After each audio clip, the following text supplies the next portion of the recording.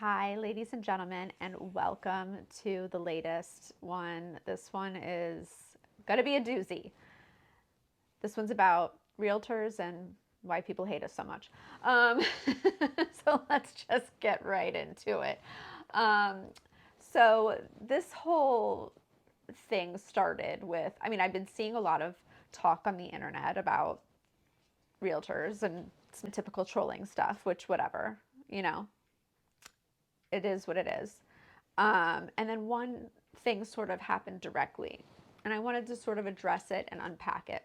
I post a little it's just a small clip to advertise to watch the newest episode. And on this one, it was the roundtable that we did with my lender. And he was, just referring to that he stays on. Oh, by the way, this is Charlie. This is a good boy. Um, he was referring to that lenders stay on their side of the fence. And he said, leave it to the pricing experts, being the realtors, to find you the right price from your home. So, on TikTok, how you can stitch, some of you will know this and some of you won't, you can stitch. It was my video of Casey saying that. And then he responded with, and I want to make sure I quote him correctly. I'm not going to post it because I don't really want to give his account any clout because it's very negative in nature. So I'm going to not give him any clout, even though some of it honestly was actually like, I kind of laughed at some of them and I didn't really like hate it. So I'm going to try to do an impression of him. This is me being petty. He responded with, "What? Leave it up to the pricing experts? Don't they make more money when I pay more?" I don't know if that was a good impression. That was probably really bad. Charlie, was that a good impression? I don't know. So anyway, that was his response to that. At first, I was on my heels. Like I got defensive at first. Like, you're coming at my business. You know what I mean? And I had to take a minute. I had to step back from it. And I realized, I was like, you know what? If it doesn't apply, let it fly, right? That's not me, so I'm not going to get offended by it. I had to take my ego out of it. But I also, again, like I always do, like to ask the question. Because this is my field of industry, right? Oh, Charlie, you want to get down, baby? Okay. This is my field of industry, and I take it very seriously. So why do people feel that way about agents when we're performing a public service? It's an FCC violation to disclose commissions and talk about commissions, but let's just say, for argument's sake, that an agent gets 3% commission on a deal. And on a $100,000 deal, so for every $100,000, it's $3,000. Okay? So if we have to, during a hot market, bid up $20,000 more, that's what, $600 more to me, which really doesn't make a difference. And now that the market has shifted, it's backwards, so it's 600 less for me, which doesn't make that much of a difference. Our job is to perform a public service. And for me, and I'm going to speak for myself, when I get my clients a deal, it's so heartwarming, and I feel like I won in a way. You know what I mean? It's that competitive nature of, I want to do the best. Oh, he's back. I want to do the best for my client, So I decided to ask Instagram, and I said, tell me what you feel about realtors. Take me out of the equation. You're not hurting my feelings. Tell me your honest opinion and what people feel about real estate agents and people in the real estate profession. So I have got some questions that I had asked, and here are some responses. Almost all of my experience with realty in Florida has been astonishingly bad. They took care of what I needed in like 2 to 3 total hours. Our last girl had us looking at dog shit. Close your ears, honey. For a month, and our realtor almost lost us $100K escrow. So I think that the barrier of entry in real estate, I'm going to be honest, is like super low. And I think education is super important. And I think training, there needs to be more training and education for sure, like beyond. Moving on. I think the newbies or people who don't really know how to sell come off pushy. For people who have honed in their craft, they're not annoying. People search for expertise.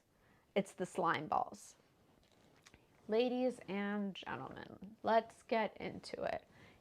We're facilitating the sale of homes. This isn't used car sales.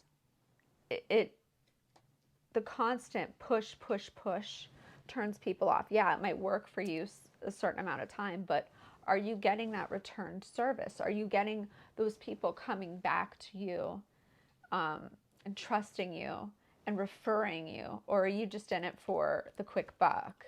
And I think that's what separates the reals from the fakes and the fakes from the reals. So I really love that comment, actually. Next. The ones I have used don't seem to be looking out for my best interest. Makes me not trust. We have ethics classes that we have to take, and people feel that you're not being ethical with them. What are you doing here? At least in Miami, so another Florida, at least in Miami, the stereotype is that it's easy money, anyone can do it, and they all have a BMW. Yeah, I don't have a BMW, and I'm from South Florida, so I totally know. Yeah, I get it, and it's not easy money. First of all, it's really, really not, and I'm going to break that down in a little while as well. But anyone can do it. It seems like, because I think the barrier of entry needs to be a little bit tighter. Friends and family members got her to invest in an investment property in a terrible neighborhood just for a payday. Most do it for a paycheck and know nothing about the market. Yes, a problem. Again, these are the low-hanging fruit that I think, as the market shifts, will dissipate, and the agents who are really there for people's best interest will rise to the top. Most of them really try to snake you for their own benefit and their own pockets. Again, it's a common theme going on here. Another issue: speaking before listening to clients' true needs and wants. A lot of us aren't listening to what they want, not what you think they need, what they want. That's a really good one. This is just feedback that we all, as agents, need to take into account. None of us are perfect, and I think it's really important that we just, take it. Let's take it to the chin. Let's all take it to the chin to be better. Okay, next. Some I have met are pushers. I have felt really pressured to make a move faster than I wanted. Yeah, I don't do that. And I totally understand where this person's coming from on that. I've never liked to be pushed into any kind of a purchase. This is the biggest purchase of somebody's life. They shouldn't be pressured into feeling like they need to buy a multi-million-dollar home, or even less, a $300,000 home, if they're not ready. If it's something they truly want, then you've got to put the pressure on them so they don't lose the property, but you should never. It speaks for itself. They don't care about the people that they're representing, just the commission, especially the ones that keep saying buy. Meanwhile, they're pushing people into foreclosure. Yeah, that's a problem right now, and I'm going to get into that. I have feelings about that, some pretty strong ones. So we'll get into that. Most of the people are fresh and have no clue what the hell is going on. And that's a lot of new agents who need education. They need better guidance. They need I always recommend new agents be on a team for quite a while, have a mentor, and goodness gracious. Reading these, it's tough because, it makes the industry seem bad, but there's so many good agents out there, and there's so many good agents who could be really teaching the younger ones how to do better. And I know there's a lot of us out there who are. We just have to be better, I think. Charlie. Back to the one that mentioned the ones that keep saying buy, buy, buy all the time. It's always a good time to buy. And possibly pushing people into foreclosure. That's, I mean, we saw that in 2008. It was like, buy a house, doesn't matter how, doesn't matter what kind of loan you get, buy a house, it's always a good time to buy. And then we saw all these foreclosures, and that was a really terrible time. So let's, break it down a little bit. And the cost of so let's look at the cost of a $500,000 home in 2021 at a 2.5% interest rate.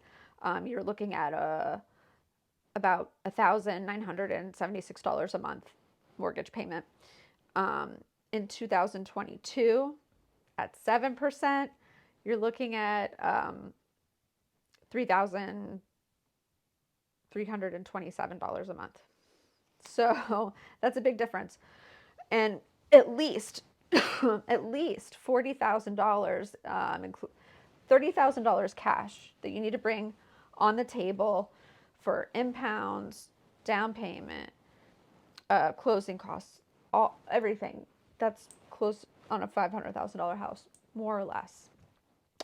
That's a lot of money. So to say, rent is 100%, you don't want to be pushing people into a situation where they could end up foreclosing 6 to 8 months down the road or less, Charlie's back for this one. We're putting our cape on for our realtor brothers and sisters.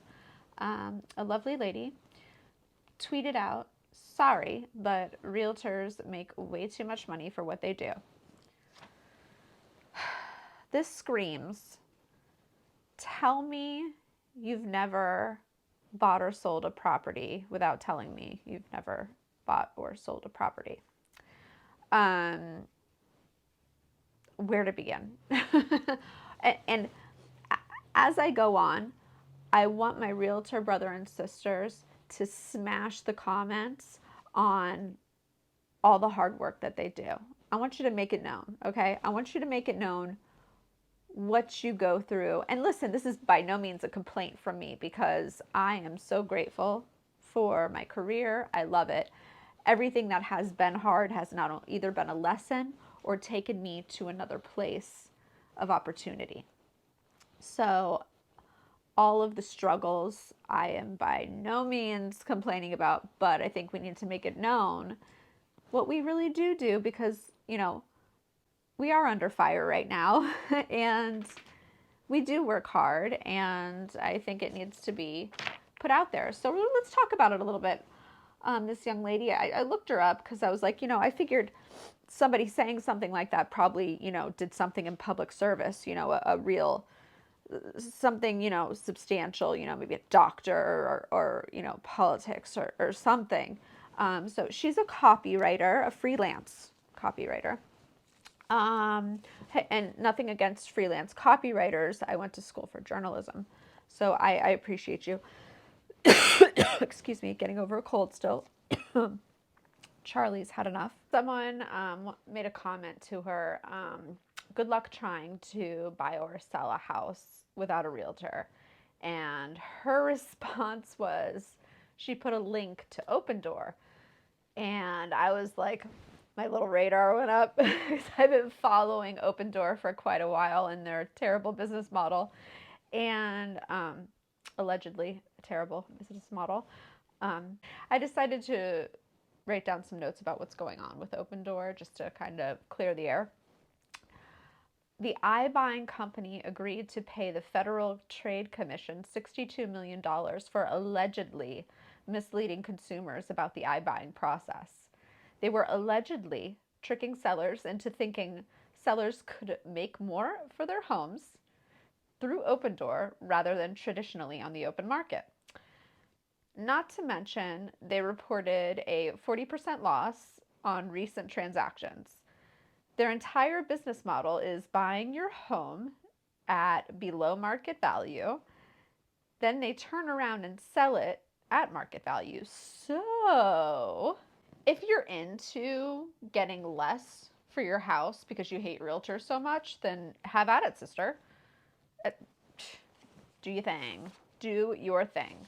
Now, and like I said, realtors, feel free to flood the comments and let us know what you do. Let us know what you do for me. I know I started out this conversation with kind of like digging into us a little bit, but there are a lot of us out there who, have integrity. There's a lot of us out here who are public servants and are doing right by our clients, and it's time for us to get loud.